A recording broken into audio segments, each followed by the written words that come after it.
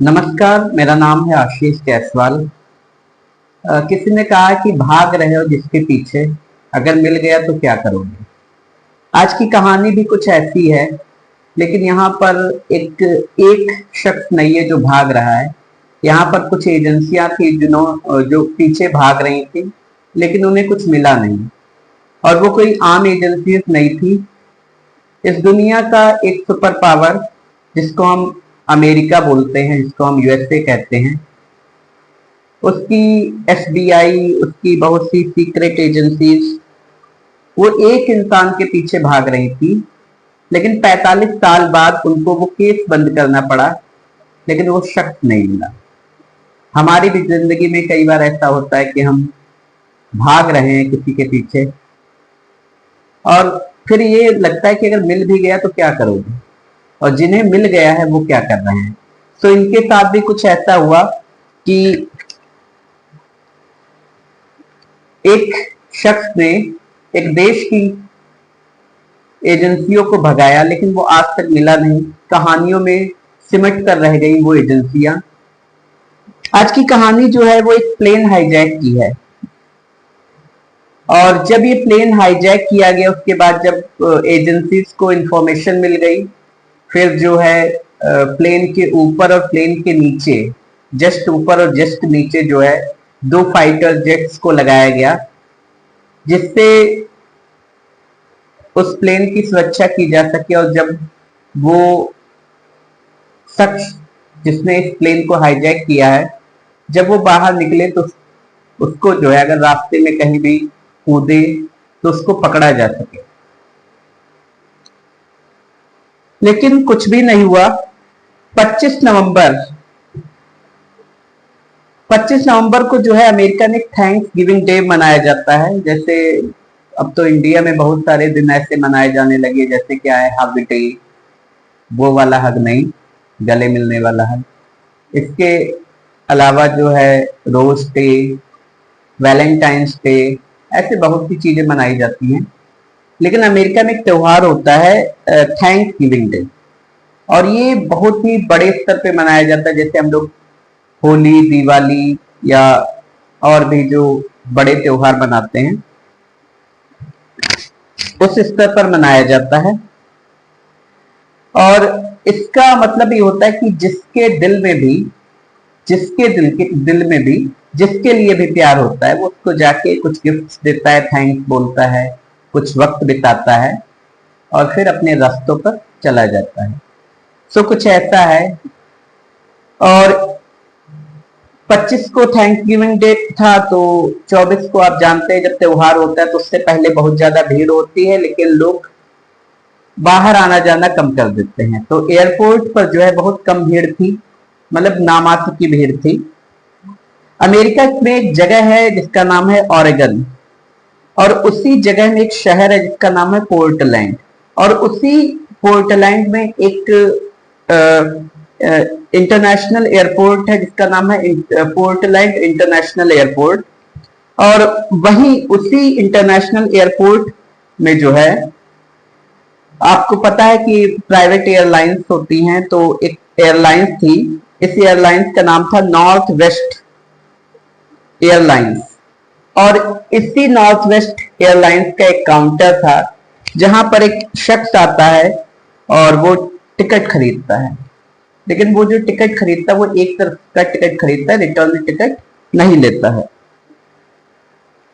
जो शख्स होता है उसने काफी शूट बूट पहन रखा था, और मीन्स एक जैसे एक बिजनेसमैन होता है उसी तरीके से उसने शूट बूट पहन रखा था। और उस दिन कहते हैं बारिश हो रही थी, तो बारिश की वजह से जो है उसने रेनकोट भी पहन रखा था। एक 6 फुट का आदमी। इसके अलावा जो है उसने बहुत ही well dressed, black shoes, well polished, हाथ में एक सूटकेस, और एक बड़ा बिजनेसमैन लग रहा था। कहते हैं 9/11 से पहले जो है, ये तो 1971 की बात है, अमेरिका में बहुत ज्यादा चेकिंग वगैरह नहीं होती थी। एयरपोर्ट पर जो है वो नॉर्मल चेकिंग होती थी, और बहुत ज्यादा चेकिंग नहीं होती थी। सो ये जो शख्स है ये वहां पर जो है एक टिकट लेता है, और ये फ्लाइट जो थी ये बहुत कम दूरी की थी। एक वहां पे जगह थी सिएटल। सो ये फ्लाइट जो है यहाँ पोर्टलैंड से सिएटल को जानी थी। कहते हैं कि 30 या 35 मिनट का रास्ता था, लेकिन ये जो 30-35 मिनट थे कुछ समय बाद ये लगभग 3 घंटे में बदलने वाले थे।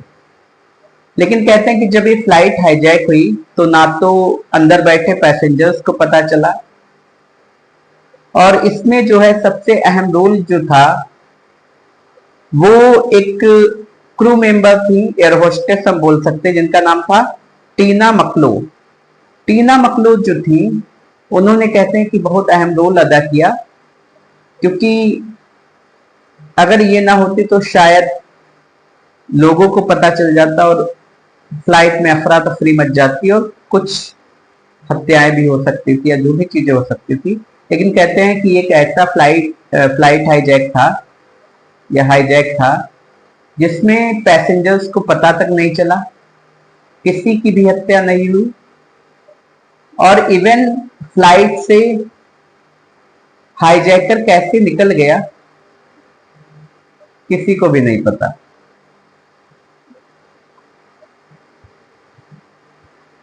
उस वक्त जो था प्लेन में सिगरेट पीना भी अलाउ था, तो ये जो डैम कूपर होता है, बाद में इसको डीवी कूपर करके खूब चला, क्योंकि गलत इंफॉर्मेशन की वजह से। तो डैम कूपर जो है सूटकेस लेकर चढ़ता है और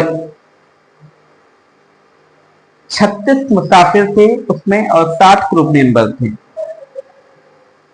फ्लाइट जो है 2:50 पर टेक ऑफ करती है। ये अपनी सिगरेट विगरेट पीता है। इसके बाद प्लेन हवा में हो जाता है। प्लेन जब हवा में था तो ये जो डैन कूपर जो है ये एक अटेंडेंट को जो है इशारा करता है अपनी तरफ बुलाने के लिए। अब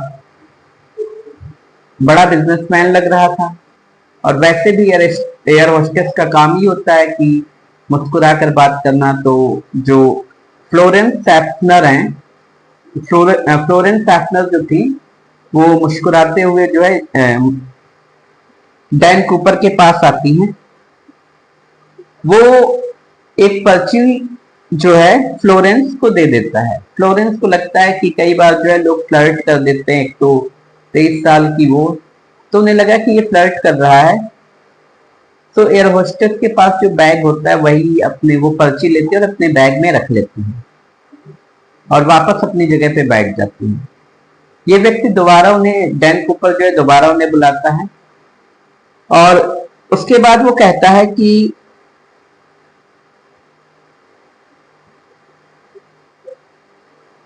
मेरे पास एक बम है, उसका यूज कर सकता हूं।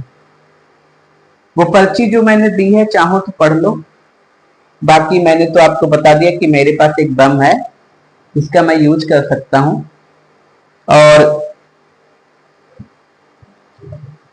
जब ये कहता है तो फ्लोरेंस जो है वो घबरा जाती है। उसके बाद वो अपने बैग से जो है अपनी जेब से दूसरा लेटर निकालता है और वो जो है फ्लोरेंस को दे देता है। फ्लोरेंस उसको पढ़ती है। उसके बाद वो कहता है कि पास वाली सीट पर बैठ जाओ। वो बैठ जाती है, क्योंकि 150 पैसेंजर्स का ये प्लेन था, लेकिन उस दिन केवल 36 पैसेंजर थे। जब ये लेटर पढ़ लेती हैं तो वो कहता है कि तुमने लेटर तो पढ़ लिया, अब तुम मेरे कब्जे में हो, ये प्लेन हाईजैक हो चुका है। अब बम है कि नहीं है इसको भी उसने साबित करने के लिए जो है वो अपना बैग खोलता है। उस बैग में जो है 4-5 रेड कलर के सिलेंडर होते हैं, उसका काफी वायरिंग होती है। अब कहीं ना कहीं बम था या नहीं था, लेकिन फ्लोरेंस को यह एहसास हो जाता है कि 36 पैसेंजर्स में अगर कुछ हुआ, 36 पैसेंजर्स 7 क्रू मेंबर, तो बहुत नुकसान हो जाएगा। कुछ सिलेंडर नुमा चीजें थी।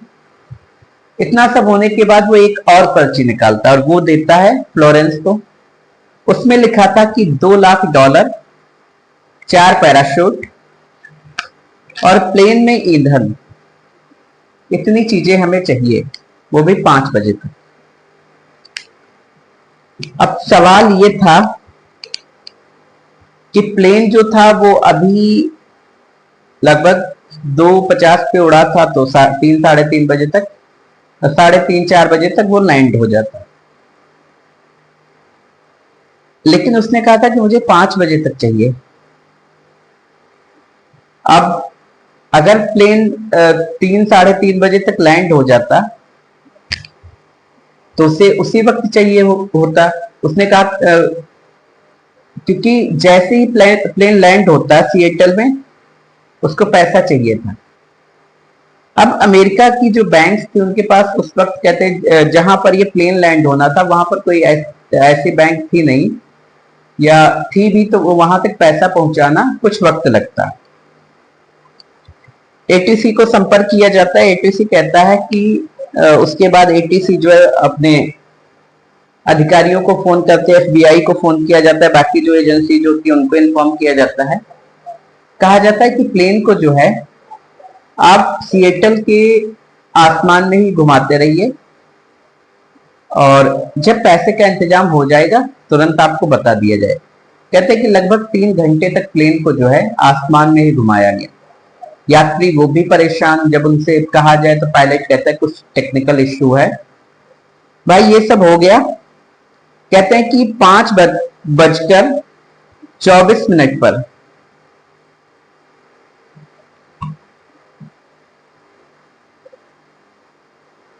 पायलट को जो है एटीसी से संपर्क होता है दोबारा और उसको ये कहा जाता है कि अब आप प्लेन को लैंड कर सकते हैं।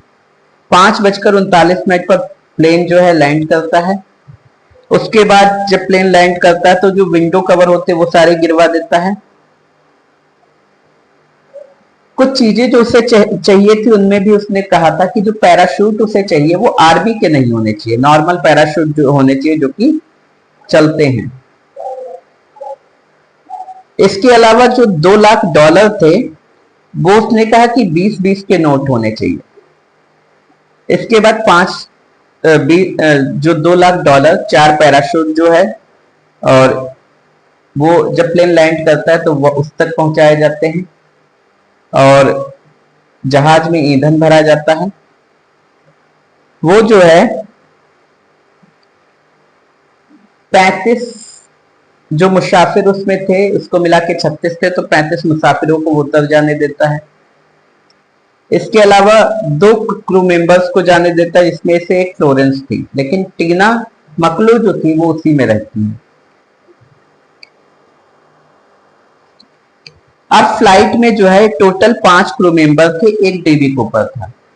टीना मकलो जो है लगातार कोऑपरेट कर रही थी उसके साथ। जब उसको 20-20 के नोट दिए गए तो नोट के सारे नंबर जो है वो लिख लिए गए थे। अब कई बार सवाल ये आता है कि 20-20 के ही नोट क्यों उसने मांगे। जब भी आप कभी बड़ा नोट खर्च करते हैं तो इंसान बड़ा ध्यान से देखता है, 20-20 के नोटों पर इतना कोई नजर नहीं डालता है। सिएटल से ये फ्लाइट जो है लगभग 7:40 पर टेक ऑफ करती है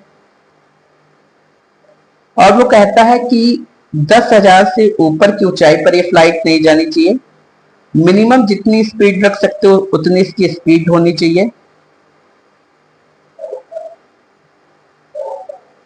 अब जब ये कहा जाता है तो जो पायलट होता है वो कहता है कि 10,000 की स्पीड पर फ्यूल बहुत लगेगा। वो कहता है जैसे भी आप वो मैनेज करिए।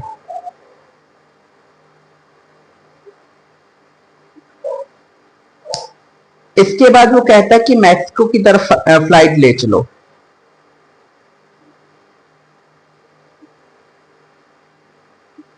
मैक्सिको की तरफ जब फ्लाइट जाती है तो मैक्सिको से पहले एक जगह पड़ती है रेनो, तो उससे कहा जाता है कि अब जो है हम लोग जो है वहां लैंड कर सकते हैं अगर फ्यूल की कमी पड़ती है तो। कूपर मंजूरी दे देता है।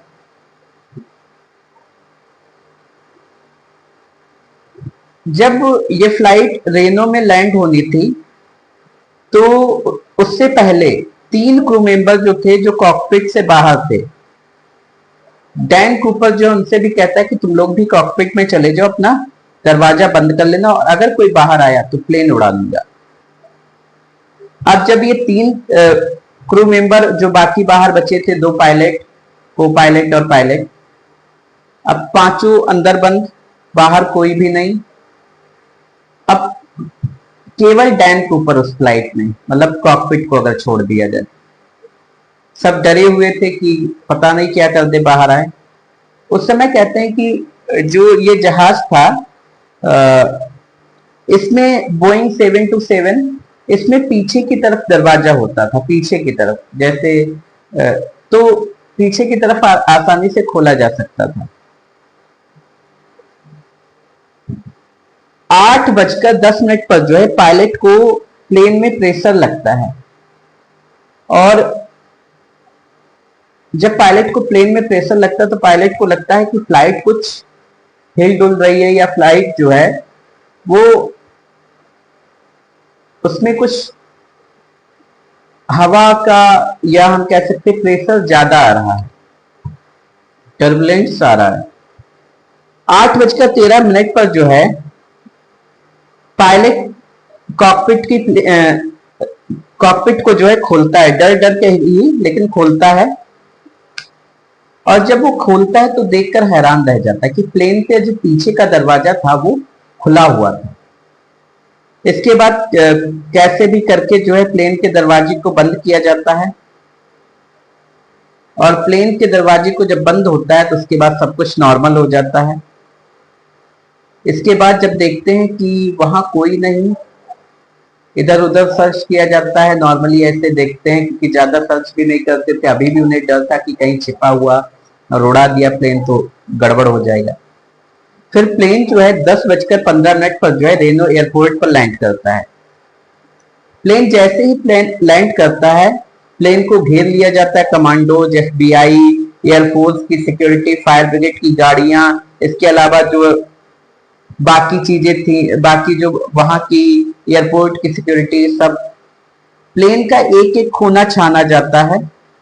केवल प्लेन में 2 पैराशूट मिलते हैं, डी कूपर की टाई मिलती है फटी नुची, कहते हैं कि शायद उसने पैराशूट्स को फाड़ के या जो भी करके जो पैसे वाला बैग था उसमें यूज किया होगा। लेकिन डी कूपर कहां चला गया ये नहीं पता चला। अब सिएटल से रेनो तक के बीच में जो है जो जगह थी वहां पर सर्च किया जाता है, एक एक जगह सर्च की जाती है लेकिन कहीं नहीं मिलता है। इसके बाद नदी नाले जो भी थे हर एक चीज सर्च की जाती है। कहते हैं एक फाइटर जेट प्लेन के ऊपर था, एक नीचे था, लेकिन उन्हें भी कुछ नहीं नजर आता है। हो सकता है ये भी कहा गया कि उस वक्त बादल थे, अंधेरा था, उसमें वो कहीं गायब हो गया। अब जैसा कि मैंने बताया कि सिएटल से लेकर जो है ग्राउंड पर खंगाला गया, कई नदियों की खोज की गई, लगभग 800 लोगों को गिरफ्तार किया गया, उसके बाद उन्हें छोड़ दिया गया। लेकिन जो डीएन कूपर था उसका कोई पता नहीं चला, आज तक भी नहीं पता चला। आज 45 साल हो चुके हैं लगभग, और कहते हैं कि 45 साल बाद उस केस को बंद कर दिया गया था। लेकिन ये एक मिस्ट्री ही रही कि कौन था डीन कूपर, कहां से आया था, कहां चला गया। और इतनी बड़ी एजेंसियां, इतना बड़ा देश जो खुद को सुपर पावर कहता है, जो पूरी दुनिया में अपनी धमक जमाता है, उसको जो है एक कहते ना एक मच्छर ने बना दिया तो वही वाली बात हो गई। कहते एक बार वहां कुछ लोग पिकनिक मना रहे थे तो एक लड़के को जो है उसी एरिया में मतलब सिएटल से रेनो के बीच में 20 के नोट के जो है 2 पैकेट मिले, उसमें 20-20 के डॉलर थे, वो मैच किए गए तो वही थे। लेकिन डी कूपर का कुछ पता नहीं चला। फिर एजेंसियों ने ये कह दिया कि वो मर गया होगा कहीं, क्योंकि वहां से निकलना बड़ा मुश्किल है। लेकिन कहाँ गया डी कूपर आज तक पता नहीं है।